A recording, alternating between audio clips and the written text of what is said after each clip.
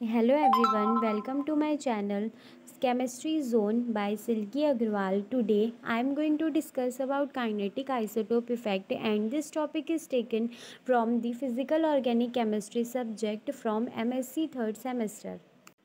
First of all, we are going to discuss about synopsis, in which we will study introduction में पढ़ेंगे use of kinetic isotopic effect, then definition of kinetic isotope effect, deuterium isotopic effect, then types of kinetic isotope effect, which include primary kinetic isotopic effect and secondary kinetic isotopic effect, origin of primary kinetic isotope effect, reaction coordinate diagram and isotopic effect, secondary kinetic isotopic effect, conclusion and reference.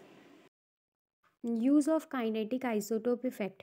First of all we will discuss use, क्योंकि अगर हमको kinetic isotope effect पढ़ना है तो ये तो पता है कि काइनेटिक आइसोटोप इफेक्ट है, नाम से ही पता चल रहा है एक टाइप का इफेक्ट होगा. तो ये कॉन्सेप्ट है, तो इसको क्यों यूज़ करना है, इसको पढ़ना क्यों है, किस लिए पढ़ते हैं और इसको यूज़ कहाँ पर करते हैं, पहले तो ये देखेंगे.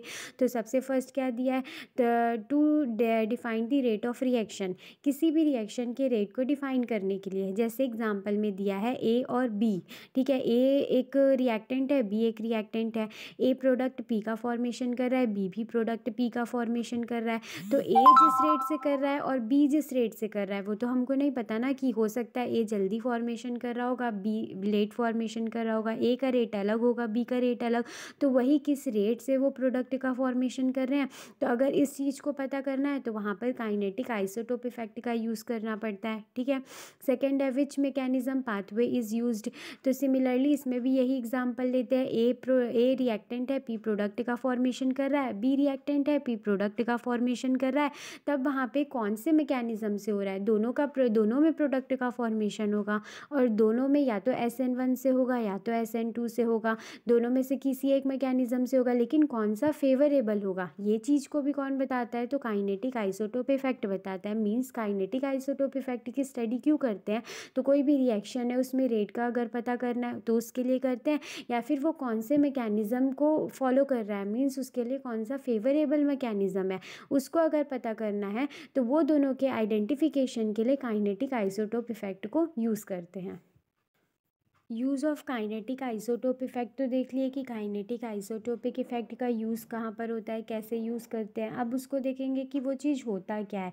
First of all kinetic isotope effect name से पता चल रहा है. काइनेटिक मीन्स क्या होगा, रेट या फिर स्पीड किसी भी रिएक्शन का. आइसोटोप मीन्स क्या होता है, तो सेम एलिमेंट होते हैं जिनका नंबर ऑफ प्रोटॉन जो रहता है वो भी सेम होता है, लेकिन उनका न्यूट्रॉन जो रहता है, नंबर ऑफ न्यूट्रॉन वो डिफरेंट होता है. एग्जाम्पल में हाइड्रोजन, ड्यूटेरियम ये सब ले सकते हैं, क्योंकि वो एलिमेंट सेम होते हैं और उनके प्रोटॉन जो रहते हैं वो भी सेम होते हैं, लेकिन उनका न्यूट्रॉन का नंबर क्या होता है, वो डिफरेंट होता है. ठीक है.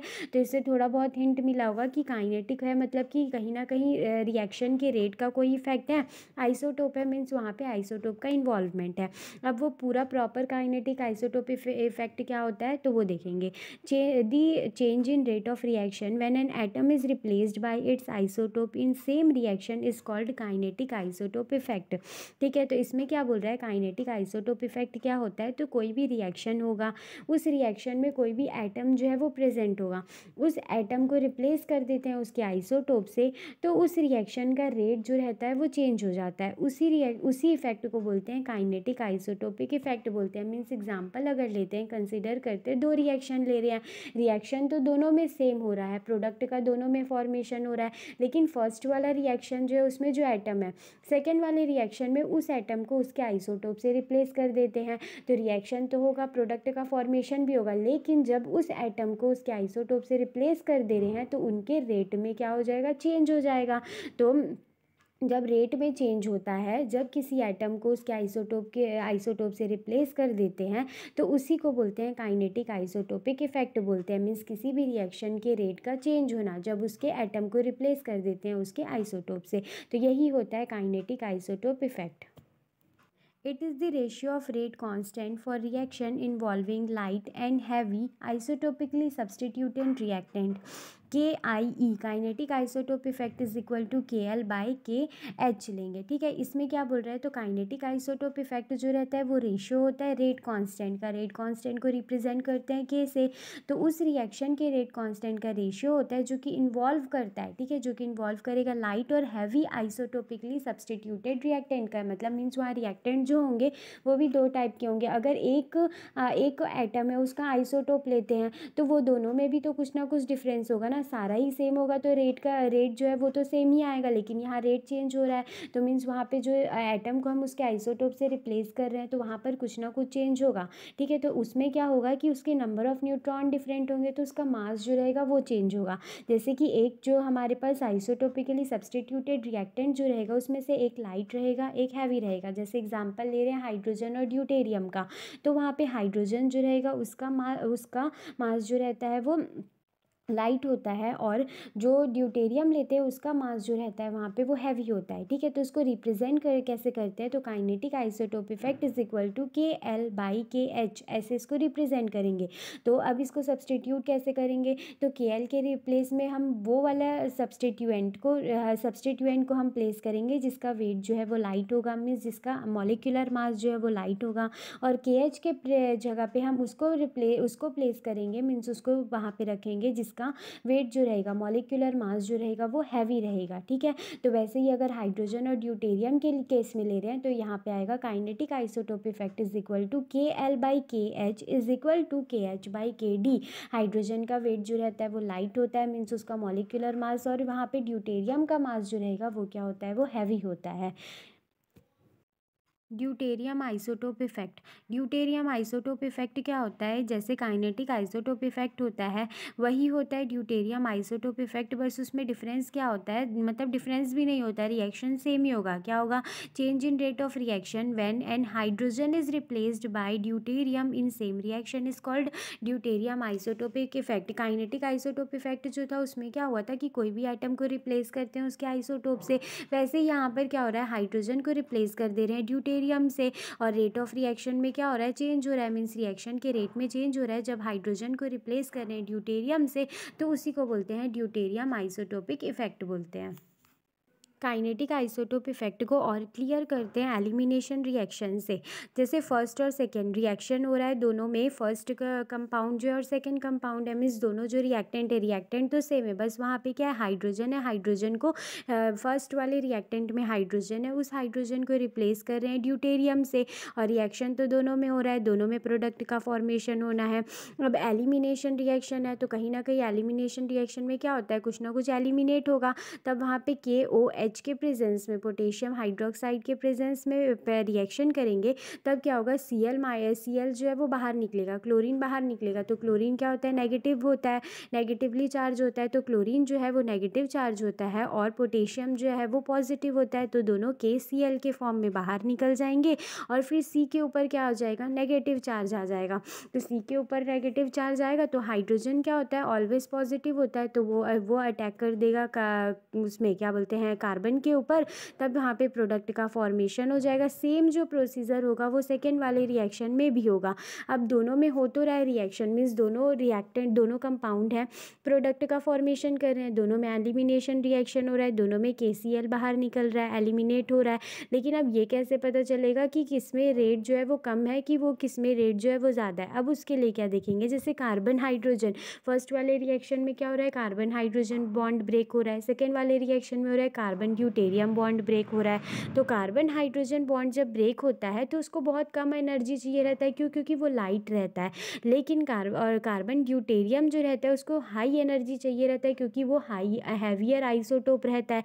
तो जब लो एनर्जी चाहिए रहेगा, मीन्स वहाँ पे क्या होगा, रिएक्शन फास्ट होगा, और हाई एनर्जी रिक्वायर करेगा, मीन्स वहाँ पे क्या होगा, रिएक्शन जो है रिएक्शन रेट स्लो होगा। ठीक है, तो ऐसे यही जो है वो हमको क्या बताता है, काइनेटिक आइसोटोप इफेक्ट बताता है। जैसे फर्स्ट रिएक्शन में हाइड्रोजन लिए हैं, सेकेंड में उसको ड्यूटेरियम से रिप्लेस कर देते हैं, तो जो कार्बन हाइड्रोजन का बॉन्ड हम ब्रेक करेंगे उसमें एनर्जी कम चाहिए रहेगा, इसलिए वहाँ पर रिएक्शन फास्ट हो जाएगी, और कार्बन ड्यूटेरियम का बॉन्ड जब ब्रेक करेंगे वहाँ पर क्या होगा, एनर्जी हमको ज़्यादा चाहिए रहेगी, जिससे कि रिएक्शन जो है वो स्लो हो जाएगी। Types of kinetic isotope effect. Here we will discuss two types of kinetic isotope effect. First, primary kinetic isotope effect. Second, secondary kinetic isotope effect. In primary kinetic isotope effect, we will discuss the origin of primary kinetic isotope effect. अब primary kinetic isotope effect जो है उसका origin means वो हुआ क्या है और वहाँ से वो start कहाँ से होता है, ठीक है। तो सबसे first क्या बोल रहा है, an important feature of a vibrational energy level is that the energy of the lowest possible level lies 1/2 h mu above the minimum of potential curve। तो सबसे फर्स्ट वाइब्रेशनल एनर्जी लेवल तो C D और C H के लिए यहाँ बताना है, मतलब कि बॉन्ड जो है कार्बन हाइड्रोजन के बीच का और जो बॉन्ड है कार्बन ड्यूटेरियम के बीच का उसका वाइब्रेशनल एनर्जी। तो सबको मतलब ये तो पता ही है कि जब भी कोई भी मॉलिक्यूल रहता है वो जब रिएक्शन करने के लिए जाता है तो वो वाइब्रेशन होता है वहाँ पर, ठीक है, वो वाइब्रेट होते रहता है। तो जिसका जो हैवी होता है, ठीक है, उसमें क्या होगा, जो हैवी होगा उसमें तो वाइब्रेशन कम होगा और जो लाइट होगा उसमें वाइब्रेशन ज़्यादा होगा। इसीलिए सी डी जो है उसको नीचे रिप्रेजेंट किया क्योंकि उसका जो वाइब्रेशनल एनर्जी लेवल जो रहेगा वो सी एच से कम रहेगा, क्योंकि सी डी जो रहेगा वो क्या रहता है, वो हैवियर आइसोटोप रहता है, लेकिन सी एच जो रहता है वो लाइटर रहता है, ठीक है। तो इसमें क्या बोल रहा है कि पोटेंशियल कर्व जो होगा, पोटेंशियल कर्व से हाफ एच म्यू अबव रखते हैं सी डी को और उससे ऊपर जो रहेगा वो सी एच जो रहता है वाइब्रेशनल एनर्जी लेवल हाइड्रोजन का वहाँ पे रहता है। This zero point energy is inversely proportional to the square root of the mass. अब ये जीरो पॉइंट एनर्जी जो रहता है वो क्या रहता है, इन्वर्सली प्रोपोर्शनल रहता है मास के स्क्वायर रूट के। मीन्स अगर कोई भी वो है क्या बोलते हैं मॉलिक्यूल या फिर कोई भी एटम है उसका क्या हो रहा है, मास जितना ज़्यादा बढ़ते जाएगा, इन्वर्सली प्रोपोर्शनल है तो मीन्स उसका क्या होते जाएगा, जीरो पॉइंट एनर्जी उतना ही कम हो जाएगा। इसीलिए डी क्या हैवी है, उसका मास ज़्यादा रहता है, इसलिए उसका जीरो पॉइंट एनर्जी जो रहता है वो कम रहता है और हाइड्रोजन जो रहता है उसका जीरो पॉइंट एनर्जी जो रहता है वो ज़्यादा रहता है। Zero point energy C D का अगर कम रहेगा तो उसकी एक्टिवेशन एनर्जी जो रहेगी वो ज़्यादा रहेगी, क्योंकि उसको एनर्जी की रिक्वायरमेंट ज़्यादा रहेगी वहाँ पर। और सी एच का जीरो पॉइंट एनर्जी अगर ज़्यादा रहेगा तो उसको एक्टिवेशन एनर्जी जो रहेगी वो कम रिक्वायर होगी, क्योंकि सी एच बॉन्ड जो रहता है वो ईजी ब्रेक हो सकता है। जैसे कि प्रीवियस इक्वेशन जो था उसमें देखे थे कार्बन हाइड्रोजन का बॉन्ड जो रहता है क्या होता है, ईजिली ब्रेक हो जाता है, इसलिए यहाँ पर एक्टिवेशन एनर्जी की रिक्वायरमेंट कम होगी। Origin of primary kinetic isotope effect, इसको रिप्रेजेंट करते हैं कि इक्वेशन से V is equal to 1/2 pi root over K by M R, जहाँ पर एम आर की वैल्यू जो होती है वो क्या होती है, M1 M2 by M1 plus M2।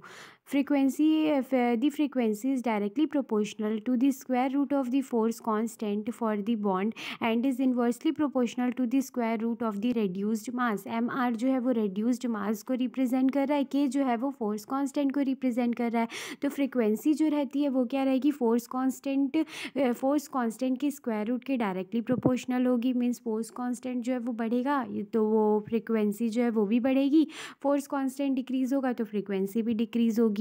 और फ्रीक्वेंसी जो रहती है वो इन्वर्सली प्रोपोर्शनल होती है रेड्यूस्ड मास के स्क्वायर रूट से। मीन्स अगर फोर्स फ्रीक्वेंसी इंक्रीज़ हो रहा है तो रेड्यूस्ड मास जो है वो डिक्रीज़ होगा, और रेड्यूस्ड मास अगर इंक्रीज़ हो रहा है तो फ्रीक्वेंसी जो है वो डिक्रीज़ होगी।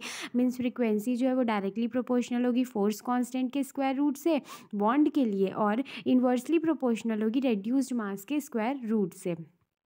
Reduced mass for a bond between a heavy atom such as carbon, nitrogen and oxygen with a light atom such as hydrogen is significantly affected when the hydrogen atom is changed to deuterium।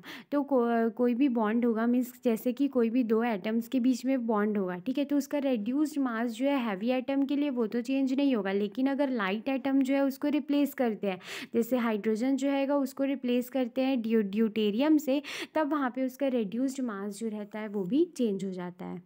The stretching frequency of a bond with deuterium is lower due to heavier mass, hence the zero point energy for the bond is lower also। जब deuterium के साथ जब bond होगा, मतलब bond जो होगा deuterium carbon का bond होगा ड्यूटेरियम के साथ, उसका स्ट्रेचिंग फ्रीक्वेंसी कम होता है, क्यों, उसके हैवियर मास के कारण। मतलब जितना ज़्यादा हैवी होगा वो स्ट्रेच कैसे होगा, इसलिए उसका स्ट्रेचिंग फ्रीक्वेंसी क्या हो जाएगा, कम हो जाएगा, और स्ट्रेचिंग फ्रीक्वेंसी वहाँ पे कम होता है तो उसका जीरो पॉइंट एनर्जी जो रहता है वो भी वहाँ पर कम हो जाता है बॉन्ड के लिए। In homolysis reaction that forms two radical the stretching vibration in the reactant is converted to a transitional degree of freedom. Homolysis reaction, homolysis क्या होता है, जहाँ पर बॉन्ड जो रहता है वो इक्वली डिस्ट्रीब्यूट होता है और रेडिकल का फॉर्मेशन होता है। तो वही बोल रहा है कि होमोलाइसिस रिएक्शन होगा, कार्बन और ड्यूटेरियम के बीच में वहाँ पे बॉन्ड जो है उसमें क्या होगा, होमोलाइसिस रिएक्शन होगा, जिससे कि 2 रेडिकल का फॉर्मेशन होगा। तो रिएक्टेंट में जो स्ट्रेचिंग वाइब्रेशन जो है वो कन्वर्ट हो जाएगा ट्रांजिशनल डिग्री ऑफ फ्रीडम में।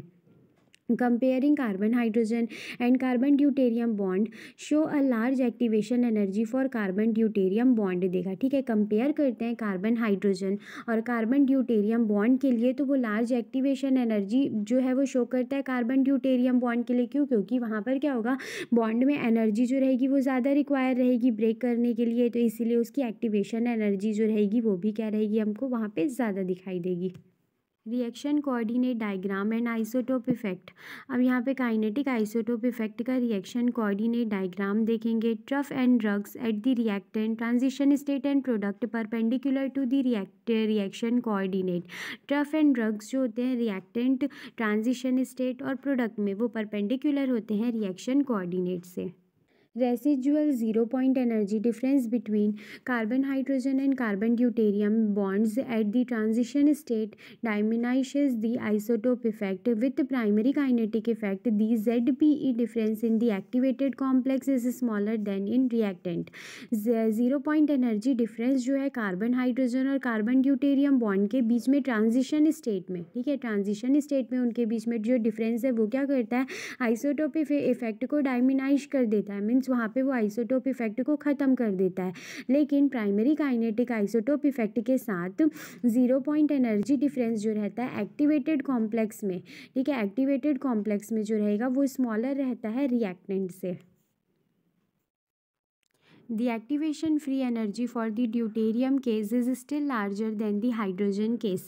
Activation free energy जो है ड्यूटेरियम केस के लिए वो ज़्यादा है और हाइड्रोजन केस के लिए कम है। क्यों है? क्योंकि उसका मास जो है वो हैवियर है, जो कि स्टार्टिंग से ही पढ़ रहे हैं कि ड्यूटेरियम का मास जो है वो हैवी है, उसके कारण उसका क्या है, 0-point एनर्जी कम है। 0-point एनर्जी कम है इसलिए उसका एक्टिवेशन एनर्जी जो है वो ज़्यादा है।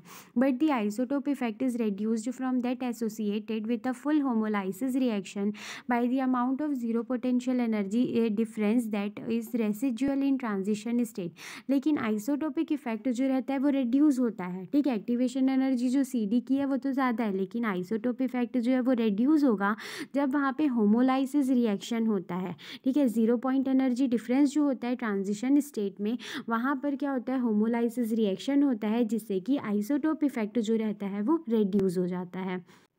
Equation for reaction coordinate diagram and isotope effect. Del G CH by CD naught plus plus is equal to 0 potential energy difference reactant minus 0 potential energy difference transition state। जैसे कि पीछे देखे थे कि 0-point energy difference जो है वो transition state के लिए एक दिया था और 0 potential energy difference जो है वो reactant के लिए दिया था, तो इसी को एक इक्वेशन से रिप्रेजेंट किए हैं। The difference in free energy of activation for the carbon hydrogen and carbon deuterium reaction is the difference between the 0 potential energy difference in the reactant and the activated complex। Means यहाँ पे क्या दिया, carbon hydrogen और carbon deuterium bond जो है उसके activation energy में जितना जो डिफरेंस रहेगा वो किसके बराबर होगा, तो 0 पोटेंशियल एनर्जी जो ट्रांजिशन स्टेट में डिफरेंस होगा और जो रिएक्टेंट में डिफरेंस होगा उनके डिफरेंस के बराबर होगा। The magnitude of a primary kinetic isotope effect depend upon difference in the zero potential energy reactant and activated complex for all the vibrational mode of the reactant and activated complex। Primary kinetic isotope का magnitude depend करेगा zero potential energy reactant और activated complex के बीच में जो difference होगा उस पर depend करता है, जो कि reactant और activated complex के सभी vibrational mode के लिए होता है। The change in vibration for the bond undergoing transformation during the reaction dominate the isotope effect देगा। तो वाइब्रेशन के टाइम पे जब चेंज होगा, जब बॉन्ड का ट्रांसफॉर्मेशन होगा तब वहाँ पे उसमें चेंज होगा, तो उस टाइम पे रिएक्शन जो है वो डोमिनेट करेगा आइसोटोप इफेक्ट को। Secondary kinetic isotope effect. Isotope effect may also be observed when the substituted hydrogen atom is not directly involved in the reaction. Such effects are called secondary kinetic isotope effect. Isotope effect also observed होता है जब substituted hydrogen atom उसमें directly involve नहीं होता है, reaction में directly involve नहीं होता है, उस टाइप के इफेक्ट को बोलते हैं सेकेंडरी काइनेटिक आइसोटोप इफेक्ट बोलते हैं. मीन्स वहाँ पे काइनेटिक आइसोटोप इफेक्ट में क्या दिया था, हाइड्रोजन का इन्वॉल्वमेंट रहेगा जो कि रिप्लेस होता है ड्यूटेरियम से, तब वो वहाँ पे क्या होता है, रिएक्शन में चेंज होता है. लेकिन सेकेंडरी काइनेटिक आइसोटोप इफेक्ट ये बोलता है कि रिएक्शन में चेंज तो होगा लेकिन हाइड्रोजन जो सब्सटीट्यूटेड रहेगा वो डायरेक्ट उसमें इन्वॉल्व नहीं होगा. They are classified as alpha, beta, gamma, etc. depending upon the position of isotope with respect to the reactant carbon. और secondary kinetic isotope effect जो रहता है वो classified होता है as a alpha, beta, gamma. Means उसको represent करते हैं, उसके पोजिशन को रिप्रेजेंट करते हैं अल्फ़ा बीटा गामा से. वो डिपेंड करता है आइसोटोप के पोजिशन पे with respect to reactant carbon. Means जो मेन रिएक्टेंट कार्बन होगा उस पर कौन से पोजिशन में हाइड्रोजन जो रहेगा वो सब्सटीट्यूट रहेगा, उसी के पोजीशन के अकॉर्डिंग पे अल्फ़ा बीटा और गामा को रिप्रेजेंट करते हैं. Secondary kinetic isotope effect result in tightening और loosening of carbon hydrogen bond at the transition state. Secondary kinetic isotope effect जो रहता है उससे ये पता चलता है कि ट्रांजिशन स्टेट में कार्बन हाइड्रोजन बॉन्ड जो है वो कितना लूज है और कितना टाइट है. मीन्स वहाँ पे कितना लूजली बाउंडेड है और कितना टाइटली बाउंडेड है, ये सेकेंडरी काइनेटिक आइसोटोप इफेक्ट जो है वो बताता है. In nucleophilic substitution reaction, secondary kinetic isotope effect, it B position is observed देगा. ठीक, यहाँ पे देगा कि न्यूक्लियोफिलिक सब्सटीट्यूशन रिएक्शन में, न्यूक्लियोफिलिक सब्सटीट्यूशन रिएक्शन क्या होता है, जहाँ पर न्यूक्लियोफाइल जो रहता है वो अटैक करता है एक ग्रुप पे और उस ग्रुप को वो रिमूव कर देता है और वहाँ पे सब्सटीट्यूट हो जाता है. तो न्यूक्लियोफिलिक सब्सटीट्यूशन रिएक्शन जहाँ पर होगा वहाँ पर सेकेंडरी काइनेटिक आइसोटोप जो रहता है वो बी पोजीशन में ऑब्जर्व्ड होता है. Let's consider the secondary kinetic isotope with example hydrolysis of 1-chloro-1-phenyl ethane. Hydrolysis करते हैं 1-chloro-1-phenyl ethane का, तो क्या करेंगे, दोनों रिएक्टेंट तो है, रिएक्टेंट तो सेम होगा, बस एक के प्लेस में क्या है हाइड्रोजन है और एक के प्लेस में क्या रहेगा, ड्यूटेरियम रहेगा, उसको रिप्लेस कर देते हैं उसके आइसोटोप से. तब यहाँ पर क्या होगा, तो इसमें सबसे पहले हाइड्रोलिसिस करा रहे हैं मतलब वहाँ पे वाटर प्रेजेंट होगा, H2O और H2O प्रेजेंट है. ठीक है, H2O जो है उसमें से एक H प्लस हो जाएगा, एक OH माइनस हो जाएगा. तब यहाँ पे क्या होगा, Cl माइनस जो है वो नेगेटिव चार्ज रहेगा तो वो रिमूव होगा. ठीक है, वहाँ से वो रिमूव होगा और OH माइनस जो है वो रिमूव होगा तो वहाँ पे C के ऊपर क्या हो जाएगा, पॉजिटिव चार्ज आ जाएगा. Cl जो है वो नेगेटिव चार्ज लेके बाहर चले जाएगा. तो C के ऊपर जब पॉजिटिव चार्ज आ जाएगा तो OH माइनस क्या करता है, नेगेटिव चार्ज कैरी करता है जो कि वो अटैक कर देगा C के ऊपर. मीन्स न्यूक्लियोफाइल रहेगा ना, OH माइनस क्या रहेगा वहाँ पे, न्यूक्लियोफाइल रहेगा, तो वो अटैक कर देगा यहाँ पे CH के ऊपर. तो वो OH जो है वो CH के ऊपर पोजीशन ऑक्यूपाई कर लेगा. मीन्स वहाँ पे सब्सटीट्यूशन होगा बी आइसोटोप इफेक्ट का, वो ऑब्जर्व्ड होता है. मीन्स वहाँ पर बीटा पोजीशन में सेकेंडरी काइनेटिक आइसोटोप इफेक्ट जो रहता है वो ऑब्जर्व्ड होता है. Here the topic kinetic isotope effect is complete, which is taken from the physical organic chemistry MSc 3rd semester. Hope you all like it, and if anyone have any doubt you can ask me in comment section.